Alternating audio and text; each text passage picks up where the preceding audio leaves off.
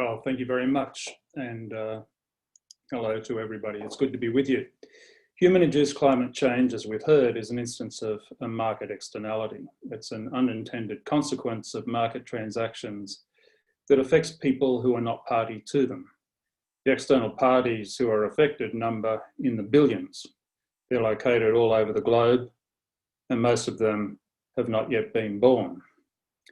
We know that the externality arises because of emissions of greenhouse gases. In most cases, we know how to measure these emissions.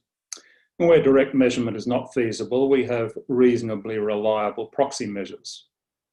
So it's unsurprising that governments might feel some pressure to sign up to international agreements that impose caps on national emissions. That is, to reduce national emissions below some business as usual baseline. But once those agreements have been signed, and assuming that the caps are binding or at some point in the future will be binding, what sort of policies and programs should be implemented at a national level? Well, the report of the Task Group on Emissions Trading, the so-called Shergold report, produced for the Howard government way back in 2007, considered the merits of 4 broad categories of policy intervention to achieve a cap on national emissions. The first, information and education campaigns. Secondly, regulations, which includes things like energy efficiency standards. Third, fiscal measures, including grants and subsidies. And fourth, market-based instruments, including carbon taxes and tradable emission certificates or permits. And the latter are examples of tradable property rights. The Shergold Task Group confirmed what economists have been saying for a very long time. Market-based instruments are superior in achieving large-scale abatement at least economic cost. Market-based approaches allow the market to determine the lowest cost means of abatement. They also provide strong ongoing incentives for investment in technology research, development and deployment, and in efforts to improve energy efficiency. ABM modelling commissioned by the Shergold Task Group found that regulatory approaches would cost the economy up to twice as much in lost GDP. Let me illustrate with a simple numerical example, and my apologies to fellow economists who might find this just a little too simple. Suppose there are 2 businesses, Firm A and Firm B, each generating 500 tonnes of carbon dioxide equivalent every day.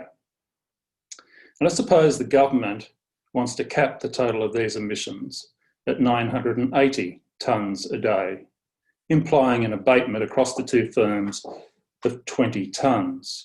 How should this be done? Well, one option would be to mandate that each business reduces its own emissions by 10 tonnes. The mandate might take the form of an energy efficiency or emissions intensity standard, for example. How might we assess the economic merits of that sort of regulation?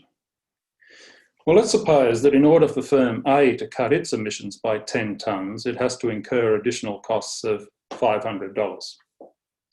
And let's suppose that Firm B can cut its emissions by 10 tonnes at a cost of only $200.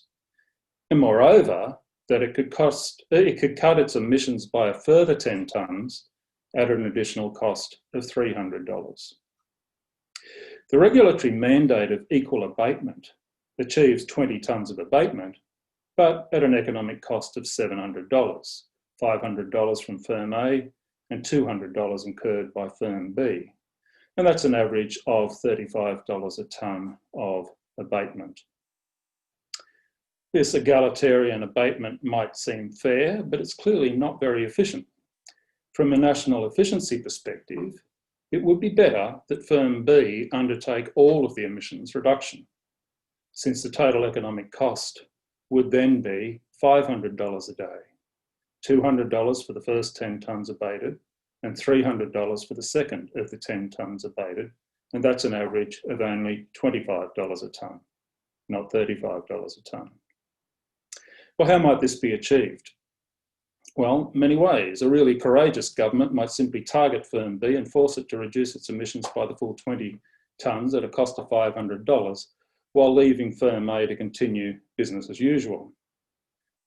A weak government, on the other hand, might conduct a reverse auction that pays firm B to cut its emissions by 20 tonnes. This achieves the same level and pattern of abatement, but the full cost, in this case, is borne by the general tax-paying community. Well, neither of these approaches is likely to be considered fair. A third option would be to mandate that each tonne of emissions has to be matched by an emissions certificate issued by the government. The certificate, of course, is a property right to emit greenhouse gases.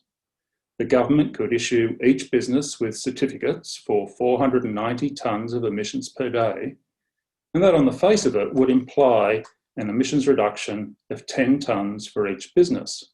Now, if the government mandates that the certificates are not transferable, that they're not tradable, then of course this would be equivalent to a regulatory mandate of equal abatement. But what if the government does allow trading in certificates? Well, then firm A will buy certificates for 10 tonnes of emissions from firm B.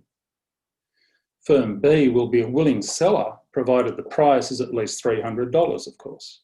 And firm A will be a willing buyer, provided the price is no higher than $500. In a competitive market for certificates, the price that would emerge is very close to $30 a tonne. Let's suppose it's $31. Thus, if trading is permitted, then the cost borne by firm A is $310 a day. This is the cost of the certificates for 10 tonnes of emissions that it purchases from firm B. And the cost borne by firm B is $190 a day. It's $200 for the first 10 tonnes of abatement, less a profit of $10 that it makes on the sale of certificates to firm A. It receives $310 in revenue from firm A, but it only incurs $300 in its own abatement of the second 10 tonnes. Firm A doesn't cut its emissions. Firm B cuts its emissions by 20 tonnes a day. The total abatement cost is $500 a day, or an average of $25 per tonne of abatement. The outcome of this emissions trading scheme, or ETS, is the same as mandating that firm B undertake the full 20-tonne reduction in emissions, but it has a very different distribution of costs. Firm A incurs costs of $310 and firm B incurs costs of $190. Another option is to impose a tax on emissions.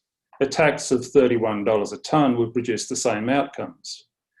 Of course, a tax also raises revenue, but so would the ETS if, instead of issuing certificates for free, the government were to auction them into the market. In general, the cost to business associated with abatement and purchase of emission certificates will be reflected, at least to some extent, in prices charged to consumers.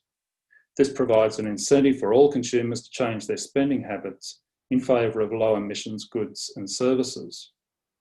Moreover, because emission certificates are for a defined period, there's a strong incentive for producers to find innovations that reduce the carbon intensity of future production.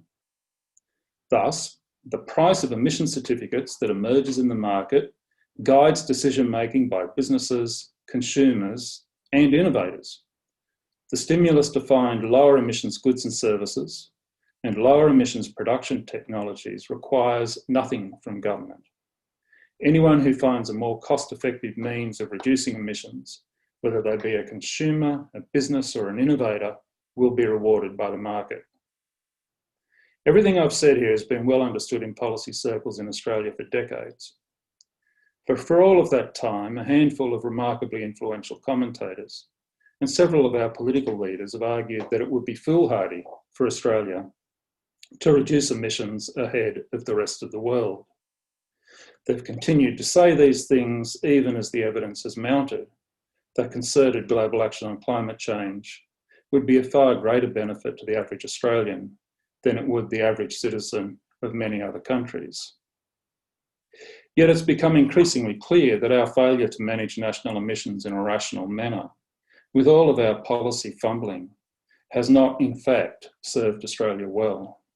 One need only look at our appalling energy outcomes. More importantly, this failure has left our fossil fuel dependent economy very exposed to the consequences of action by others.